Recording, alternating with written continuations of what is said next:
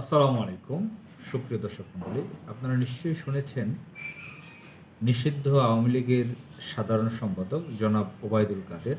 আমি তার নামের শুরুতে জনাবও বললাম কার্টেসি অনুযায়ী। একজন কুখ্যাত সন্ত্রাস, একজন মাদকাসক্ত, মাদক ব্যবসায়ী, কুখ্যাত কিলার। এই ওবায়দুল কাদের সম্প্রতি ভারতে গোপনে গোপনে থেকে ভারতীয় এক সাংবাদিকের সাথে কথা বলেছেন এবং বাংলাদেশি একজন সাংবাদিক, যিনি আমেরিকাতে থাকেন আমি জানি, তিনিও তার একটা ইন্টারভিউ নিয়েছেন, যেটা সরাসরি আনকাট প্রকাশ করেছেন তার ইউটিউব চ্যানেলে। তার নাম সাকিব। তাদের নাগরিক টিভি নামে একটি ইউটিউব চ্যানেল আছে, সেখানে ওবায়দুল কাদের যা বলেছে আমি শুনলাম। ভারতীয় সাংবাদিকের কাছে কি কি বলেছে এটা এখনও শুনিনি, শুনে নেব। তো বাংলাদেশের মানুষের কাছে এটা খুব জানাশোনার আগ্রহ ছিল যে ওবায়দুল কাদের কোথায় আছে। খুব আগ্রহ ছিল ওবায়দুল কাদের সম্পর্কে।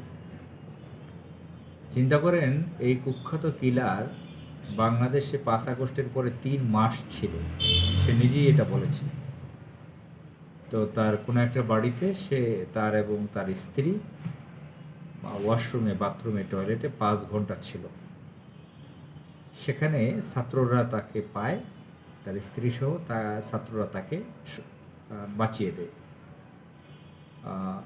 ছাত্ররা তাদের পোশাক খুলে তাদেরকে পরিয়ে, মাস্ক পরিয়ে, চাচা চাচি পরিচয় দিয়ে তাদেরকে রিকশায় উঠিয়ে, গাড়িতে উঠিয়ে সে তাদেরকে নিরাপদে পৌঁছে দেয় কোনো এক জায়গায়। তো বাংলাদেশের থেকে সে 3টা মাস থেকেছে। 3টা মাস থেকে সে বাংলাদেশে ইউনিট সরকারের বিরুদ্ধে বিদ্রোহ করার চেষ্টা করেছে, বিভিন্নভাবে অর্গানাইজ করার চেষ্টা করেছে, যেটা সে নিজেই বলেছে। এবং এখন ভারতে থেকে সে লুকিয়ে থেকে সাকিব বাংলাদেশের সাংবাদিকের কাছে যে কথাগুলো তিনি বললেন, এই সন্ত্রাসী, তো বোঝা গেল যে এই যে আওয়ামী লীগ ফ্যাসিবাদ বলা হয় যাদেরকে, এরাতে এত অসভ্য এবং এত জঘন্য ক্যারেক্টারের যে এখন ন্যূনতম যে একটা অনুশোচনা, এ তো মানুষকে মেরে ফেলেছে, হাজার হাজার মানুষকে মেরে ফেলেছে। কুখ্যাত কিলার তারা পুরো বাংলাদেশের ব্যাংকগুলোকে ডাকাতি করেছে, সমস্ত আর্থিক প্রতিষ্ঠানগুলোকে, পুরো রাষ্ট্রকে ধ্বংস করে দিয়েছে। অন্য একটি শত্রু দেশের কাছে বাংলাদেশকে ভোগ করতে দিয়েছিল তারা। নিজেরা 19 লক্ষ কোটি টাকা শেখ হাসিনার পরিবার বিদেশে পাচার করেছে। সমস্ত ইনস্টিটিউটগুলো ধ্বংসের দ্বার প্রান্তে এনেছে। তারপরও সে সাংবাদিককে সাংবাদিকতা শেখাচ্ছেন, জার্নালিজম শেখাচ্ছেন, জার্নালিজমের ইথিক্স শেখাচ্ছেন, হুমকি দিচ্ছেন ওই সাংবাদিককে, বোঝাচ্ছেন যে আমরা আবার আসতেছি, আমরা আসলে তুমিও পালাবা। সাংবাদিককে সাংবাদিকতা শেখাচ্ছেন, জার্নালিজম শেখাচ্ছেন। অথচ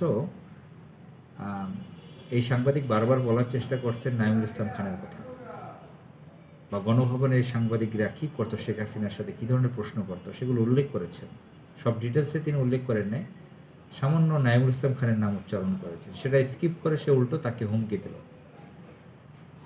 তো নিশ্চয়ই আমাদের বাংলাদেশের যে শত্রু দেশ ভারতের থেকে এই শেল্টারগুলো পাচ্ছে, তাদেরকে ভারত সরকার এই ধরনের প্রশিক্ষণ দিয়ে রাখছে, সাহস দিয়ে রাখছে। আরেকটা কথা যে এই ওবায়দুল কাদের বলল, এটা ক্রস চেক করার সময় আমরা ক্রস চেক করতে পারলাম না। আসলে কি ছাত্ররা তাকে এভাবে হেল্প করেছিল, বা কোন ছাত্ররা তাকে হেল্প করেছিল, কিসের জন্য করেছিল? তাদের কি ভালোবাসা বেশি, মায়া মোহব্বত? হাজার হাজার মানুষ মেরে ফেলা হয়েছে, চোখ নষ্ট হয়েছে, পঙ্গু হয়েছে, তাদের থেকে ভালোবাসা ওবায়দুল কাদের প্রতি বেশি হতে পারে? যে একজন ব্যভিচারী ব্যক্তি, মদখোর ব্যক্তি, একজন কিলার, একজন ডাকাত, ওবায়দুল কাদের বড় ধরনের সন্ত্রাস, তার প্রতি এরকম সিম্পেথি, ভালোবাসা আসলো কীভাবে? এবং কীভাবে 3 মাস থেকে বাংলাদেশের বর্ডার ক্রস করে সে ভারতে পালাতে পারলো? কারা সহযোগিতা করেছে?